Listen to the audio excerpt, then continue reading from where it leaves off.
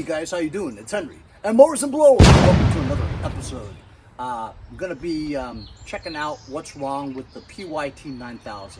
I have it listed for $23.75. I know it's a crazy amount of money, but you never know what you're gonna get. I haven't had one bite, not even one, not even an inquiry, not even a, is this still available? So I might have to lower the price, but it's not perfect because I think that maybe that right cylinder, number 2 cylinder, is still not running right. Sometimes it runs, sometimes it doesn't.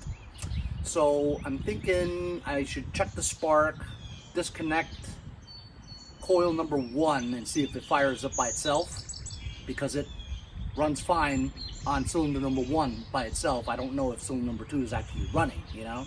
So if I take the coil, disconnect the coil wire off number 1, let's see if it fires up. Then we know that cylinder number 2 runs. Also, we can take the valve cover off and see maybe the rocker arm slipped off of the push rod.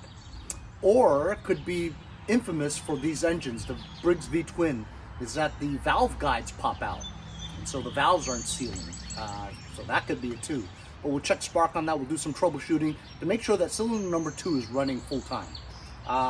Also, the bagger system on that thing, it's not completely on there, as if the bagger system wasn't made for that model, so therefore the previous owner had welded it to make it stick on there, and as a result it sticks out more, so the chute tube doesn't completely go all the way in to the top of the bagger system. It kind of leaks out, so grass will pop out.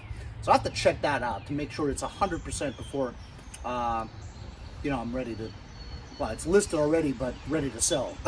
Also, I think I'm gonna take the wheels off of here, keep them, and I kind of like this Bobcat high back seat. It only has one rip in it. Probably use it for something in the future. It takes some small things out of here and then put this to the curb and hope some scrappers will take it from me. So I got a busy day ahead of me. Let's get all the tractors out of the garage and we'll check out the Pyt9000 first.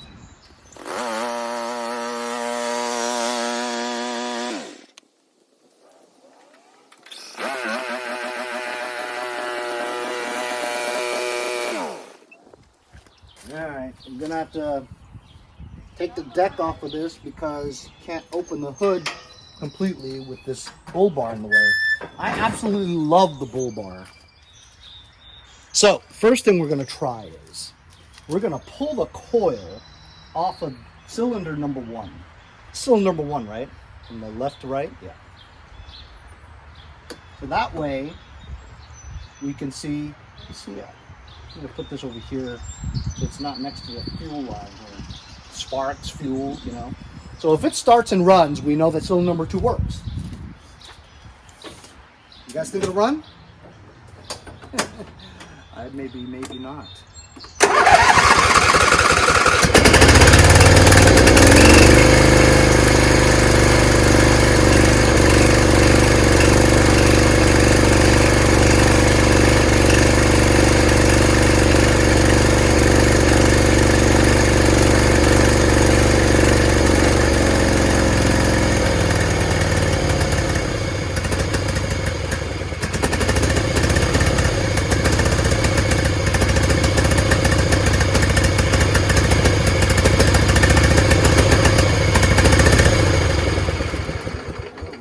See, cylinder number 1 does run, but does it run really well?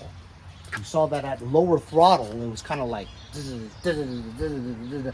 now let's take cylinder number 2 off and put cylinder number 1 back on to compare both cylinders, see how they run. So while it does run, at low throttle, it runs kind of yucky.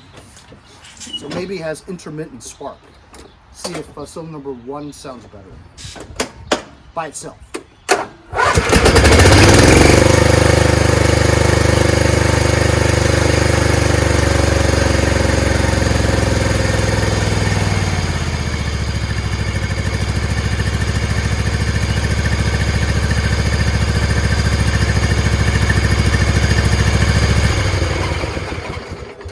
Like night and day. Cylinder number 1 is smooth even at low idle.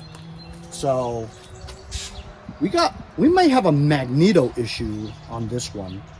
What if I try to change the magneto on it or test it, because it's getting intermittent spark, but we know it's probably not anything in the valves, because a valve out of whack wouldn't cause it to be like that, hesitant and stuff. But just to rule it out, let's check at least underneath this cover, because I want to see if, because these things are infamous for valve guide popping out or the seats popping out. I've had to peen a couple in my life.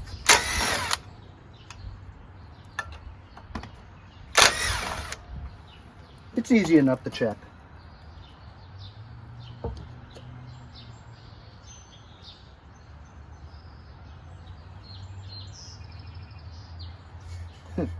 Good valve cover gaskets. Sticks really well.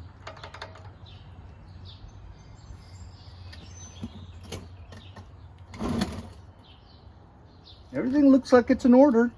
Nice oil, clean oil. Everything looks good to me, guys. I'm just gonna get this to top dead center and just check the valve clearances real quick while I have this off.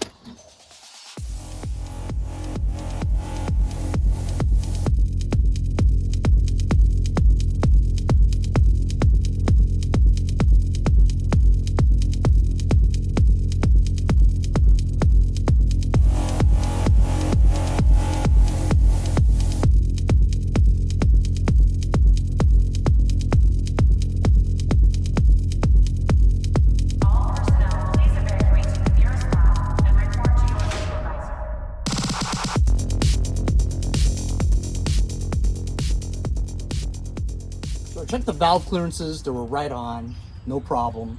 So just to rule things out, I changed the spark plug. It's a 12YC kind, no difference. I just started it up, still hesitates a little on low throttle. My next thing I'm gonna do is I'm gonna take the cover off and see if I swap out a magneto. Maybe the magneto's on its way out and it's not getting as constant spark as the other one. So that's what I'm gonna do now.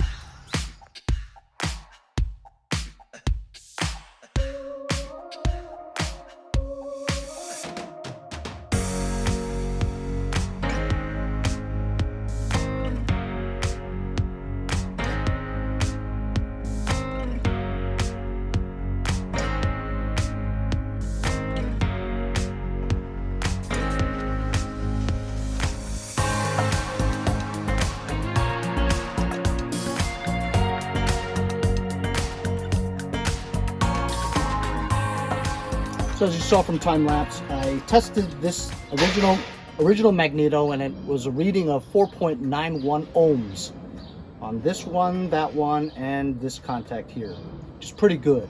Anything over 2.5 means it's good. But I did find another one.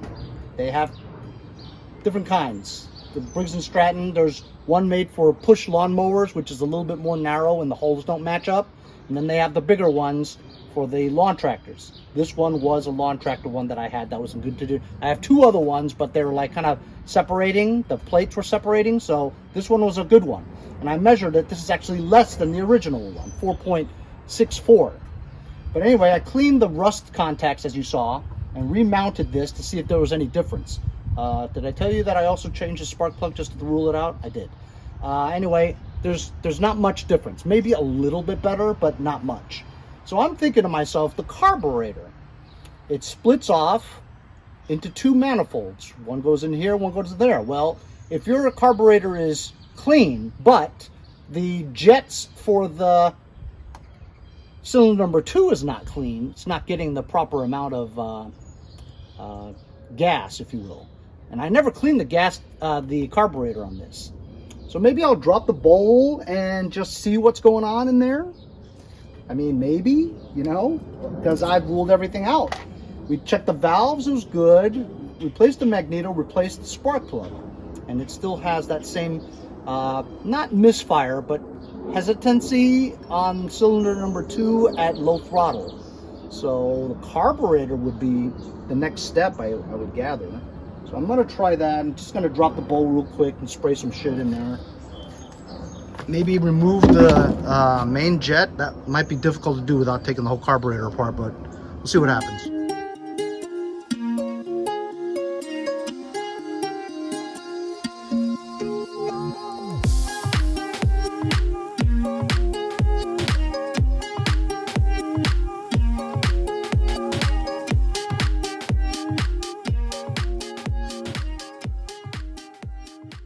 As you guys saw from time lapse, removing the carb on this V-twin Briggs is actually kind of easy. It's just 4 bolts to take the intake manifolds off.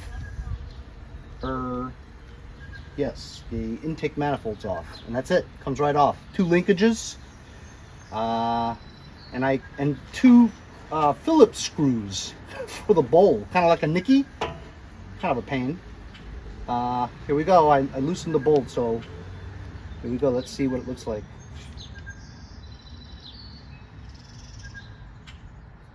Pretty clean. Some stuff there, but not bad. It's the fuel solenoid. Disconnected that.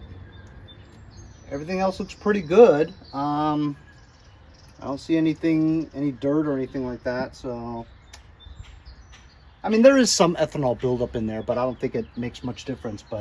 And doesn't look like you can remove the main jet out. There's no screws. But I will blow them out and put it back in. Everything else looks really clean in there.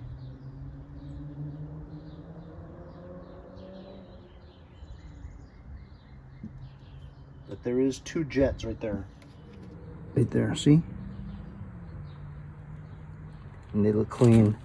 If you look everywhere else, it's also clean. There's a screw in there.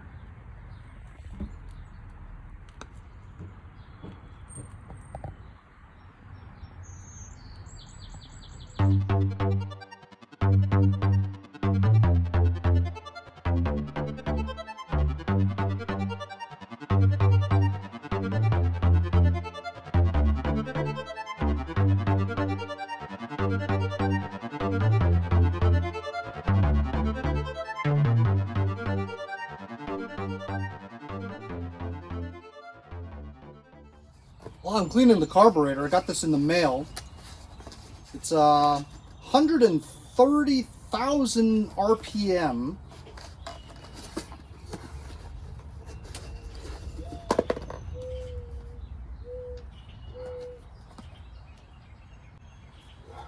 DIOWNER air duster, handheld.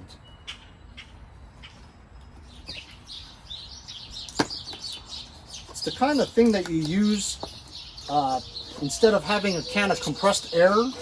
You can blow stuff out, like your keyboard of your computer, blow out the dust, you know, and the grime. But I figured you could use this for like cleaning out your guns. You don't have an air compressor. Handheld. Comes with this velvet case. Attachments. It's like a handheld gun. You can charge it with a USB-C charger. You have one of these things where you can, look at that, you could agitate with the brush and blow. I'm sure it comes with another pipe here. There we go. Cool. It's got a light over here, on and off switch.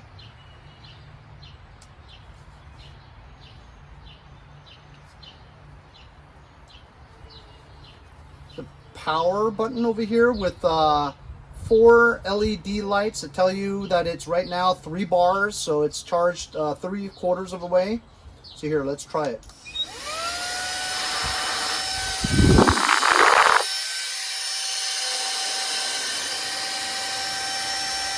The light.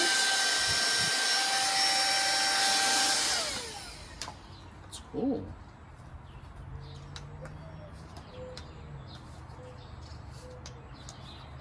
Just stopped working.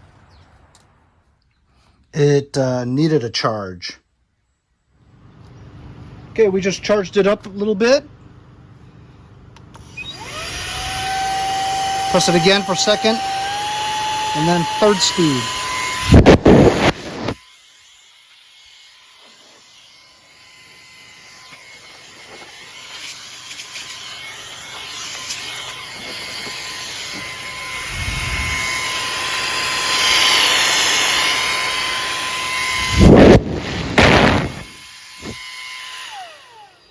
Very useful for handheld stuff, just to clean things up, you know?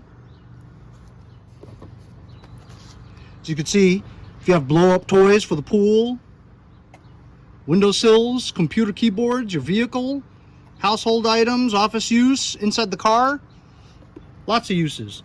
I think I'd like to use this to clean my guns. You know, after you spray them with some gun cleaner, blow out all the residue of the gunpowder, this would be handy.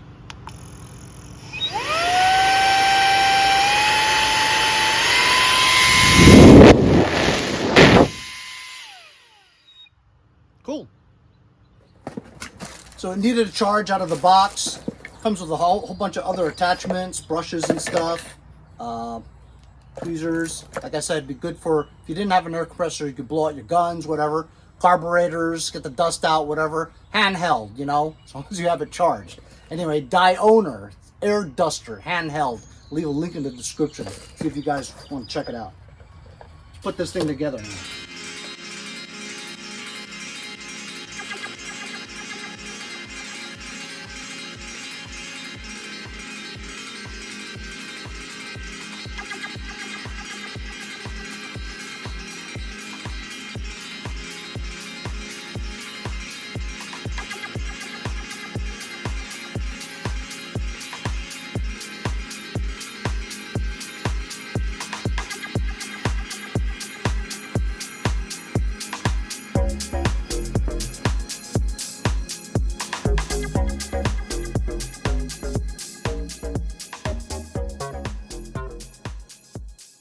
Okay, I put the carburetor back together again. Cylinder number 1 coil is still off. We're just going to try cylinder number 2. Let's see if it runs better. I doubt it.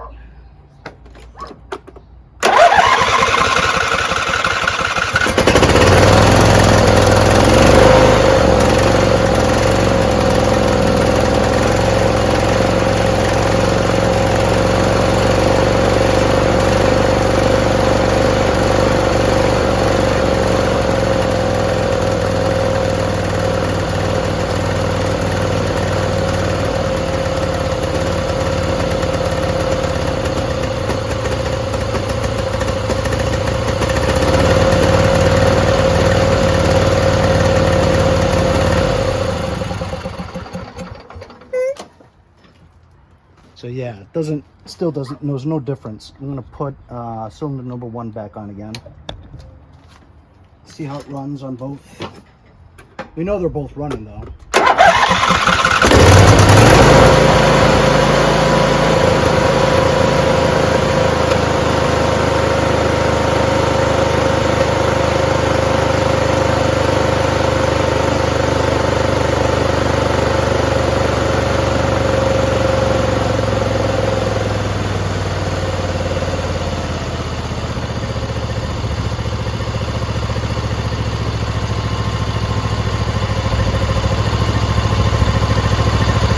Idle right there.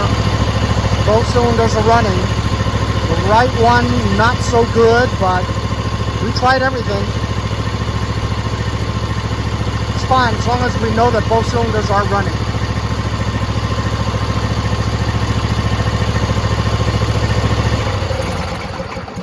We'll put everything back now.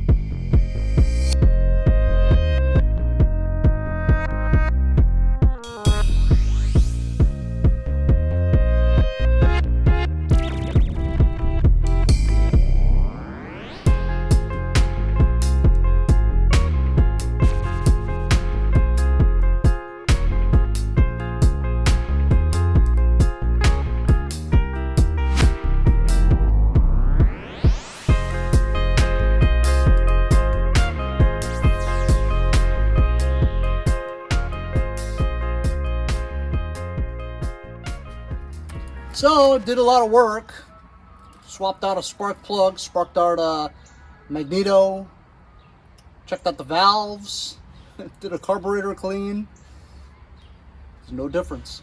But at least now I know both cylinders do run. Cylinder number 2 doesn't run as well, but they both run, and it runs great, sounds great when they're both on. So leave it in the comments, guys, if you guys could figure out why the cylinder number 2 doesn't run as good as 1. We do know that they both run for sure. Did a lot of work just to try that out, but gotta rule everything out. Next thing we gotta do is this. So the bagger system. We know this is a little janky, but this is just to keep the rubber coating in place, right? It was like this before I got it. I just did it better because some screws were not even secured onto here. Yeah. So look, what appears is this thing, the bagger, does not go in enough. And the reason behind that is that the bracket that it's on seems to be like sort of welded on the bottom, or it doesn't go any lower because of that lip. And as a result, this bracket is not clipped on. So the guy used some kind of wire to attach it on. It's supposed to, see that, you see the bolt under there? There's supposed to be a bolt onto that latch, see? And so it's higher by like 3 inches. So, and it won't go any lower because of that lip. So maybe this is not made for this thing. So either way, I want to try to figure it out. I'm going to have to jack up the rear and take the wheels off, take the bins out, try to figure it out, because this is just not going to do. Grass is just going to fly out of there, you know what I mean?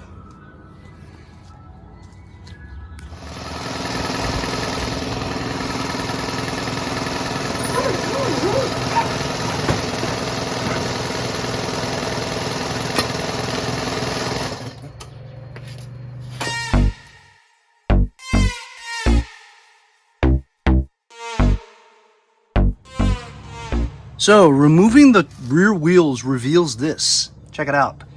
So you can see this bracket is supposed to go onto this bolt, right? So it's supposed to go down 3 inches down, secured by a bolt, but it won't let it do that because the lip is in the way. That's odd. Plus there's this bracket here. So theoretically, would that allow this to go in more? Because you really want this to go in this way, not so much lower. I guess if it is lower, it would have more room to go in, right? Because this, it's obviously supposed to be that way. And I don't know. This is actually 2 inches, right? 2 inches. It has to go down 2 inches.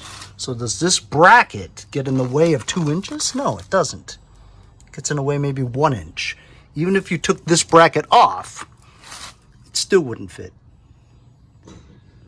Oh, but if you pushed it down, if this bracket was out more and you pivoted like that, would it touch?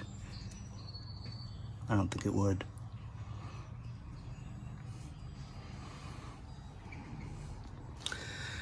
I could simply just cut this. Zip, zip. This would be able to go down. But then I'd have to try to secure that more better on there. It would be more secure with bolts on there, with washers. I'll have to think about it for a bit. Okay, so I sat here and thought about it a little bit.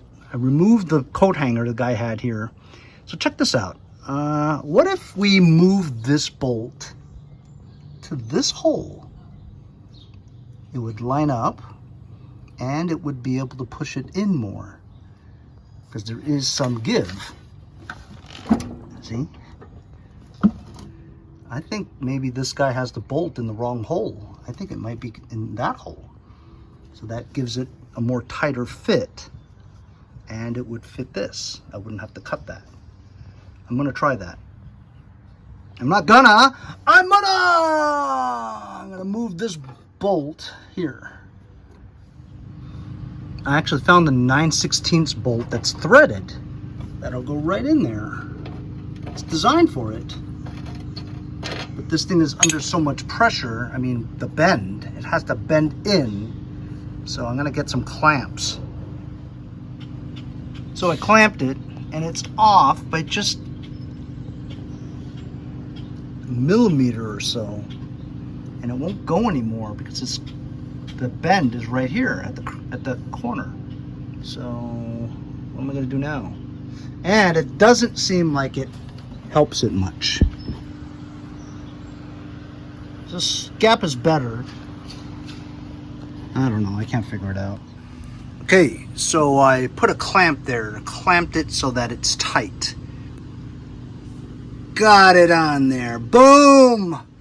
But it still doesn't seem like it does anything.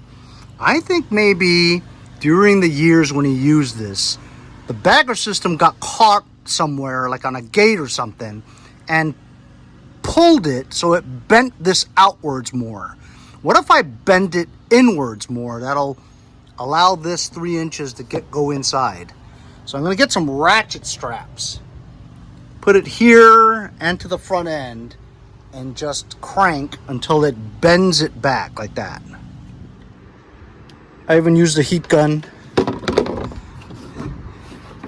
to heat this part up and bend it outward a little bit more.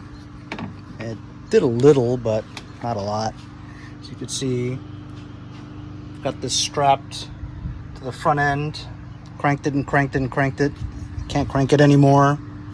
I'm trying to bend this pipe, but now I'm thinking that doesn't do anything. I'm thinking I should just roll it backwards and hit this part on a tree and push that in. But I might break something. Maybe I'll just leave it. I'm gonna put everything back now.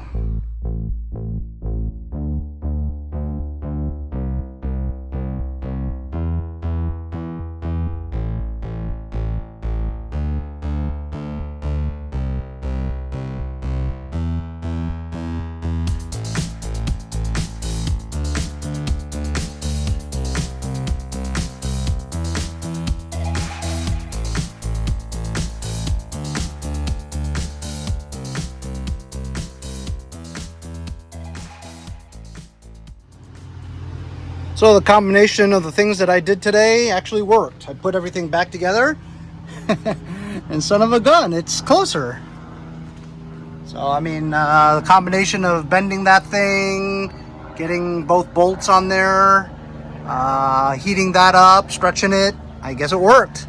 So we fixed this, but we really didn't do much with the cylinder number 2. All we did today was confirm that both cylinders are always running, be it cylinder number 2 hesitates a little bit. I couldn't figure it out, obviously. It did pretty much everything. And once again, my driveway is filled with lawn tractors again. So thanks a lot for joining me on today's troubleshooting on cylinder number 2, as well as fixing the bagger system on the Pyt9000. I guess they're both ready to sell. We'll see what happens. Thanks a lot for joining me. We'll see you guys next time on Mowers and Blowers.